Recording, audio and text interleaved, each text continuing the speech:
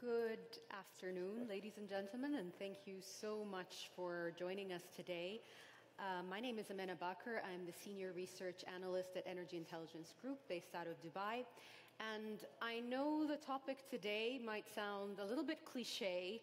We're talking about the energy trilemma in some ways, and we're looking at how could the energy transition be financed while at the same time ensuring energy security.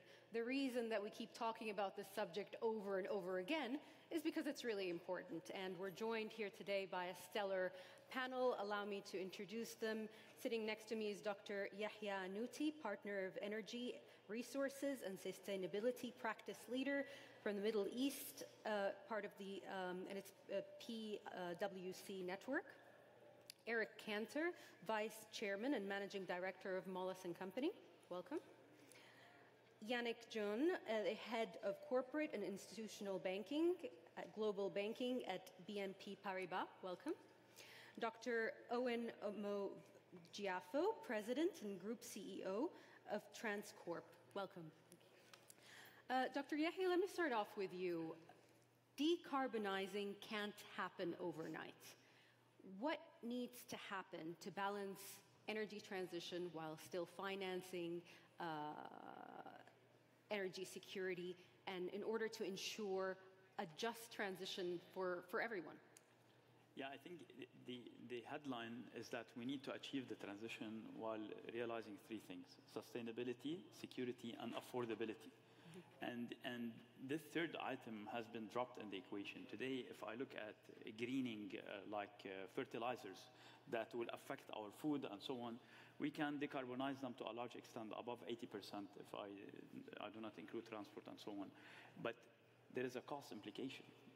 The price will increase by 25%, and same story for other things in the short term. So who will bear the cost of that? This is an important part of the equation. If I look at the macro level, we still see all the reports, the scenarios of the energy transition are diverging from what could hydrogen play in the energy mix. Is it a 12, 15% part of the energy mix of 2050, or is it less than 5% of that? But what is for sure is that hydrocarbons have to lower their emissions intensity, and we need an energy transition. But the two have to be integrated in one unified roadmap that the leaders come together around it. Thank you for that. Eric, do you think that policymakers realize what Dr. Yahya just highlighted here, that there needs to be a balance between both? Or, I mean, you're based out of the U.S. How does the U.S. government handle this topic? Well, I first want to start with paraphrasing, because it's not a direct quote, of what the CEO of Aramco said a couple weeks ago in Singapore when he was talking about the energy transition. And he said we really ought to be referring to energy addition, not energy transition. Because given the demand for energy in the world today, we just don't have enough of it, of any sort, whether it's carbon or none, decarbonized. And we ought to sort of, I believe, have a transition plan that is real and in touch with reality, and not something that feels good. And certainly we see it in the U.S.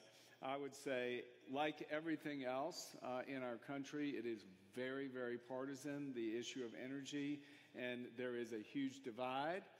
The answer to where we will head over the next few years is going to be resolved, hopefully, a week from today, on energy policy. Because let's not forget, we have a government, unlike a parliamentary system where there are three different sort of entities, legislative, executive, and within that three, judicial separate. But it is a shared power situation. So the president, if it's Trump or if it's Harris, can't do everything by his or herself. But there is, I think, quickly, there will be a signal if Donald Trump is elected, and I believe, as it looks now, he will be, that we will quickly signal a resignation right out of the Paris Agreement again. We'll come back out, and there'll be a much more, I hope, balanced approach where it'll take into consideration the needs of the fossil fuel industry, especially as it relates to natural gas in our country, which is a way by which we have really reduced our emissions. But the current administration, as you may know, has put a pause on LNG export permitting to, again, signify where they are in this debate. So hopefully, yes, I think that we'll have a better outcome for the energy mix and, above all, have all of the above policy. No, but I just want to get to that point where, I mean, we hear a lot of rhetoric out of the U.S., Eric, especially when it comes to politicians. And despite the Trump administration being very outward and against fossil fuels and against drilling, et cetera, we didn't see shale drop at all. So how does the two things, I mean, is it just rhetoric? Is it just talk? And then there's, on the ground, you get a different result? So there is criticism, and I think some of it very warranted, against our current administration as far as it relates to fossil fuels. And, you know, unlike most places, I'm not as familiar elsewhere as I am, obviously, in the U.S., but our mineral rights are private for the most part. They're on private lands, and there are permitting requirements, but these are not government properties for the most part. And so there is but so much a White House could do about, you know, exploration drilling. They can, what I say, wage war on the industry through the permitting process, though, because in many of the cases, whether it's in the Eagle Ford or the shale reservoirs in and around Texas and Southwest U.S. or up in the Bakken, or if it's in West Virginia and the Marcellus, there's a need to capture the gas to then get it to where it needs to go in terms of its use and or export. And that's where the current administration has really waged war on the industry and has made it very, very difficult and provided so much uncertainty where investors are just saying, hey, we're not going to do this. Now, if a Trump administration could come in and they could open up federal lands, that's another area where the Biden administration has been very restrictive on fossil fuels, as well as offshore exploration. So a lot of this could change if there is a Trump administration. And again, I hope the goal is a much more balanced and energy addition policy, because given what we're seeing in the demand for energy, AI, data centers, just to start with, we don't have enough. We don't have enough fuel. We basically need a reality check, somebody to shake the system up. Yannick, I want to come to you. $2 trillion are being poured into investments in renewables and transition projects, et cetera. And it said that we need about $4.5 trillion. Is it possible to bridge this gap? Do investors have appetite to invest in this sector?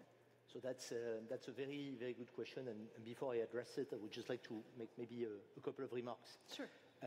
Now, the first one, I run the banking division of the biggest European bank. That's BNP Paribas. It's, by the way, top 5, 6 global bank on the global stage. So we see a lot of what you refer to, you know, the spending at work. We see firsthand. We have a first-hand perception of the way this is unfolding in real life. And I can promise you there is a lot at work. To the point that we at BNP Paribas, we've decided to actually concentrate the entirety of our balance sheet, of our capital, and also of our team's energy on supporting the emergence of clean energies. And I'm not challenging anything that Eric just said. You know, the world still needs oil, and I'm sure as a result we cannot do without it, but the world also needs this more balanced portfolio of energy sources. And therefore, we decided to concentrate our efforts on the low-carbon energy sources production. And I can assure you that as I travel the world and I meet with a lot of our clients, the whole climate issue is no longer a debate. It's no longer an option, and it's sitting very firmly and squarely in all of the strategies of our industrial clients around the world. And they're all working relentlessly on decarbonizing their industrial processes and also transforming their supply of fuel and of energy sources. And what we've seen over the past few years is a profound transformation of this energy transition that is at work. It used to be a lot about renewables, and now we start to see an increasing amount of projects that we are financing and working on in the field of downstream, in the field of green molecules, in the field of carbon capture, green hydrogen, to give a few examples. Also, when it comes to the mobility, electric mobility ecosystem. And there's a lot of capital that's being poured into this. And it used to be a lot about Europe. Europe was very much leading the pack. But from where we sit, and our vantage point, we see the US doing a phenomenal job as well. The Inflation Reduction Act has actually led to a lot of investment. And now the US is investing a lot into renewable production of energy. It's investing also a lot into the green downstream molecules. But it's not just about the US and Europe. We see also a lot happening into the global south. Of course, in Saudi Arabia, also in the rest of the GCC, China. Anybody who's traveled to China recently, you can see the importance of now electric vehicles that are a very important part of the transport mix in the country. China has also become a big investor in the field of solar electricity generation. So the reason I'm mentioning all of that is that this sets between the 2 trillion of capital expenditure you were referring to. Now, is that enough? I don't know. Do we need 4.5? Do we need 5? Do we need 6 every year between now and 2030, 2050 to avoid the climate change becoming out of control? I do not know. I get a sense, and this is what our clients are telling us also, that 2 trillion is not sufficient and that you need to spend more. Now, what's coming in the way of spending more? Well, you have a few choke points, to use your expression.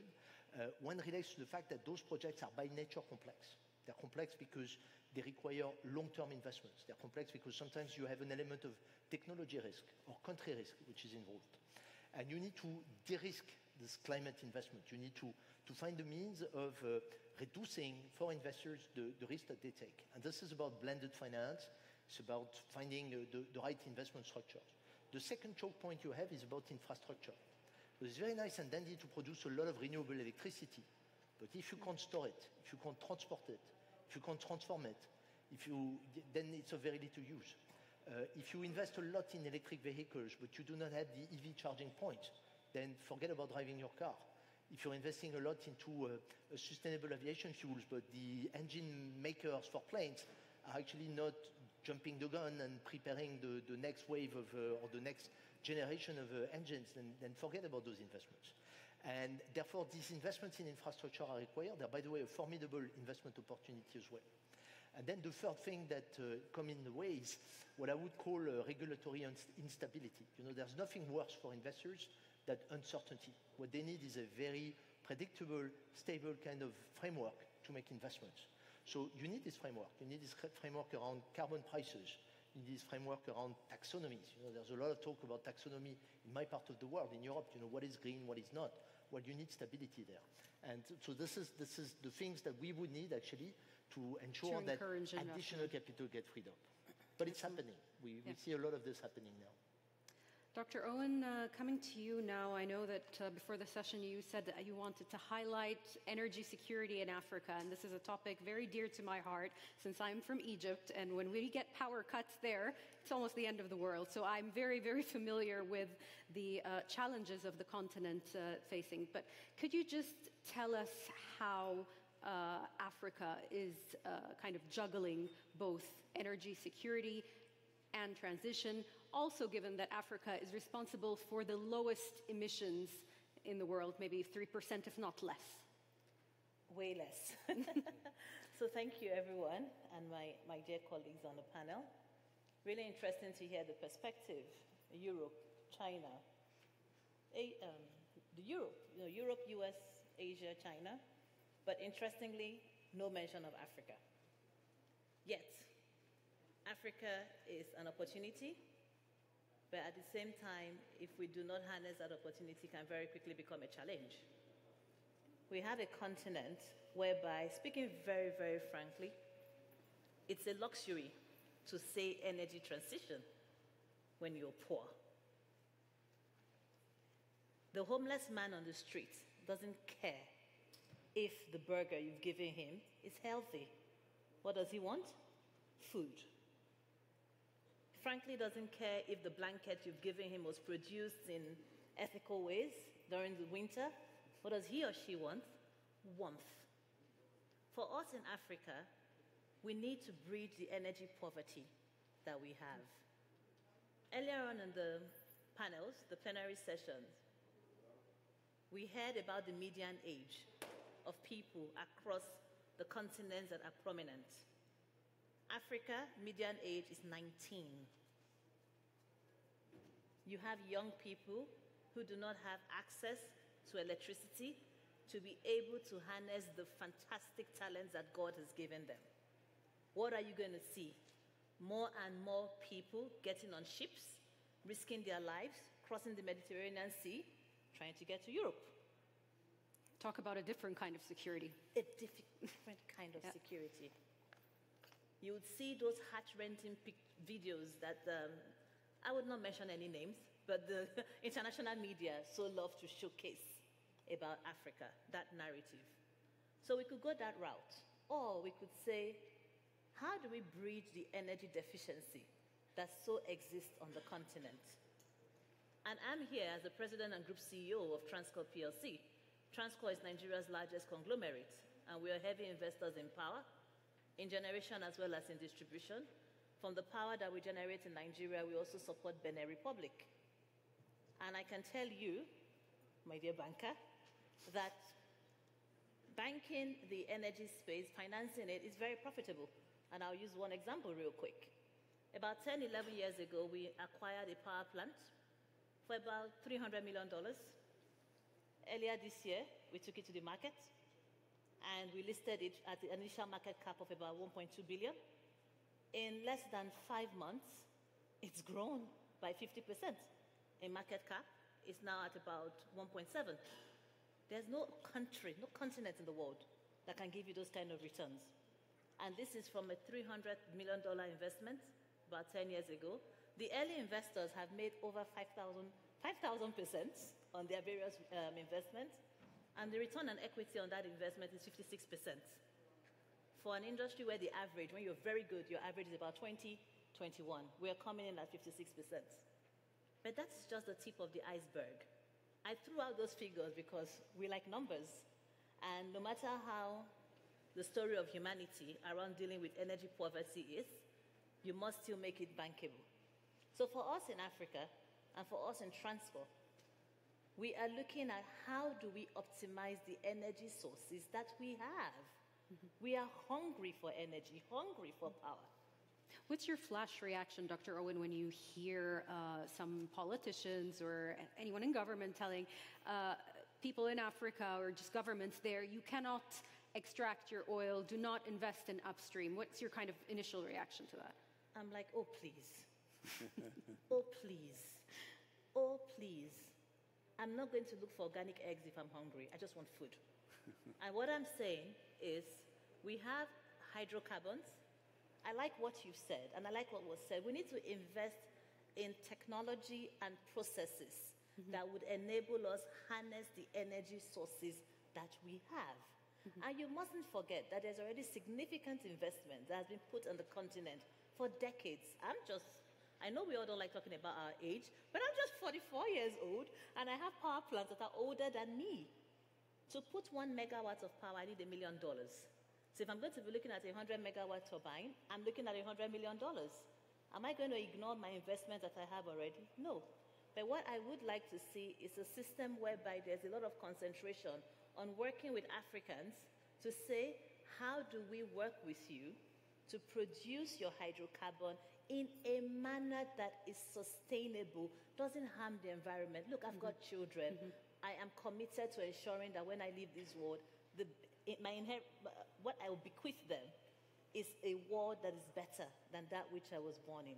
But we must deal with our African challenge. And to put a bit of numbers again, we have 600 million people on the continent in Africa that have no access to electricity. You were talking about load shedding earlier.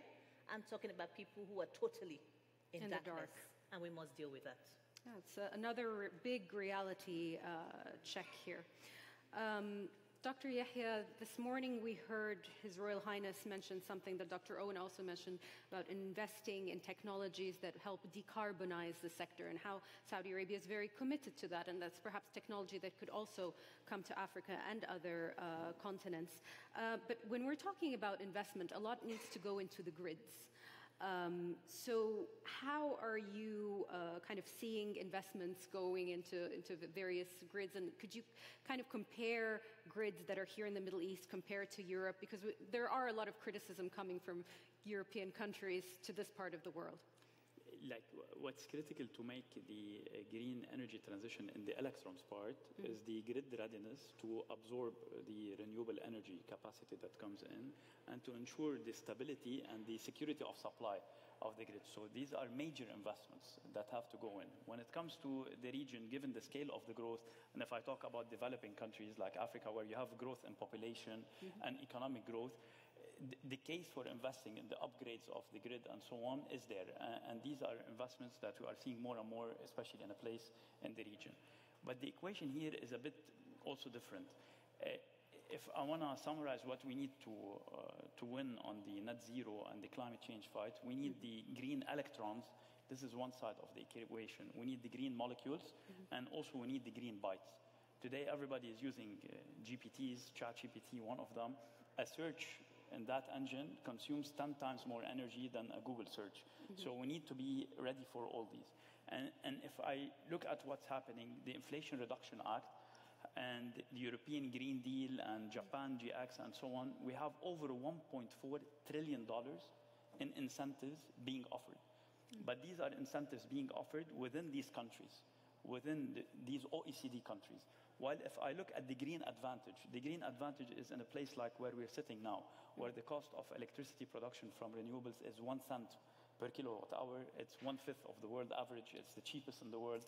And it equips them with other countries in Africa to produce green metals, aluminum, and so on, and to become a hub for data centers. So the case for investing in the grid hinges on also unlocking the green investments downstream. Excellent. Eric, I'm going to come to a point where you said that there needs to be revisions of targets. You mentioned the Paris Agreement, and if we do get a Trump administration, we might get him pulling out of that agreement. We had a reality check when we had the Russian war in Ukraine, and you didn't get gas into Europe. That was another energy security reality check. What else needs to happen in order for the world to realize that we need this kind of balance? You know, it's so amazing. The doctor talked about, the fact there's 600 million people in the continent of Africa who don't have electricity. I've also heard yesterday a statistic that is utterly amazing, that there were 3 billion people in the world that consume less electricity per capita per day than a refrigerator in America. Now, if that's the case, that is astounding, number one. But number two, I also think it goes to your point about the incredible pent-up demand there is because there's energy poverty. But with energy comes opportunity. So I think, to your point, what is it going to take to sort of recalibrate the equation? It is that. It is more people understanding that the wealthier countries, such as that we're sitting in, but I wouldn't say they're the necessarily ones lecturing, but certainly my country and others in Europe especially will lecture others about the way that they should grow and transition when they don't even have energy. So that's number one. I also think, and Dr. Yahya talked about the IRA, that is reputed to be this very successful program, and we have seen a lot of inbound investment because of the IRA, investment that most likely wouldn't necessarily have occurred, or at least occurred as rapidly as it has because of the government subsidy. But if we're thinking about energy policy going forward in my country, that is a big flashpoint, and there is going to be a huge discussion around fiscal issues in the upcoming year in Congress. And I think, most of my career spent there. And I'll tell you that this is a very controversial issue. There's going to be a lot of grab for things to pay for an extension of a tax rate. And the IRA is right up there on the chopping block. So it could be that, again, to my point earlier, if we're going to get serious about trying to go where Yannick says that BNP Paribas and others are focused on, which is a future transition to a cleaner energy world, the way that there's a lot of discussion here in the kingdom, We've just got to get closer to reality. So we can't count on government subsidies because they're not necessarily guaranteed to stay, at least in my country. We can't necessarily count on investors, to just say blindly, well, we are, and again, Yannick, your discussions with your clients, I hear the same, but I also hear people say, we're not getting there. So let's get real about this, and let's start thinking much more globally and say, we've got to have energy addition, all things, not just renewables. Right, maybe it will take another Republican administration to get us closer to that point. Who knows? Yannick, coming back to the point about the grids, I mean, for investors, they really care about making returns at the end of the day. Are there returns to be made when you're investing in grids? Yeah, they are. This is probably the most underestimated investment opportunity there is today in the whole energy space, because again, for all of the talk about producing energy or producing electricity, if you can't move it around, if you can't store it, if you can't deliver it where you need it in the end, then this is all about nothing. What is extraordinary, and we talked about that earlier, is that we're witnessing not one but two industrial revolutions that are happening at the same time.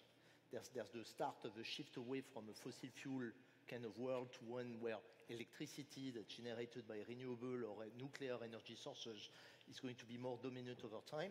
That's one. And that requires already a phenomenal amount of capital expenditure. But this is happening in parallel to the digital revolution. You know, the advent of AI, the advent of supercomputing, the need to produce, transport, and store data. That requires a phenomenal amount of energy as well. And we talked about this. And in order to meet up that pent-up demand for energy, well, you need to invest into the grid. You need to invest into the grid on top of the energy production sources. So it's a great source of investment opportunity, and we're having a lot of conversation with investors about it. Dr. Owen, speaking of opportunities, and I'll give you the final word here, lay out the opportunities, please, that are in Africa. And you've already mentioned that there is money to be made in this continent. There is so much opportunity. So just lay out the opportunities for us and maybe give us the biggest challenge that lays ahead of attracting these investments. Thank you very much. There are opportunities across different sectors of the energy value chain. In our group, we run an integrated energy strategy, gas to power. And as the conversation was going on, the gentleman that leads our energy, our gas business just walked in somewhere into the room. A lot of times, we focus on just one aspect of the spectrum, and that's where we tend to get it wrong. There is opportunity in generation. The numbers I read out earlier, the company that we've taken now is at a 1.8 billion cap. Actually is doing about 1 gigawatt of power. And that's what giving you the returns I mentioned. Nigeria's grid power today is 5 gigawatts, right? But independently generated power accounts for another 42 gigawatts. So now picture, if you invest in grid infrastructure and you're the highway for that energy to leave my plant, go through and get to the end user, what will it mean to you? What will it bring? Huge return. We also look at the sources itself. Africa is rich in natural resources.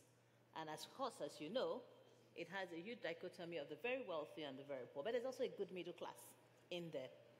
With the number of people we have in our population, we have pretty much strong purchasing power, which means that you're going to have people who are willing to buy your energy, perhaps pay a premium, so they are not bothered with all the nuisance that comes with self-generated energy. And when you look at the various sources, we are the highest. We've got solar opportunity. I saw a study somewhere that Africa has the capacity to have 10 TW, what's that? Terawatt. We keep looking at gigawatt, 10 of solar, 350 gigawatts of hydro, and I think about 180 of wind. And when you look at the way the African population is growing, the opportunity the market is limitless. Thank you very much. I really enjoyed this conversation. We can sit here for another hour to talk about it, but thank you. And yeah, let's recoin that phrase, energy addition, not transition. Thank you. Thank you, ladies and gentlemen.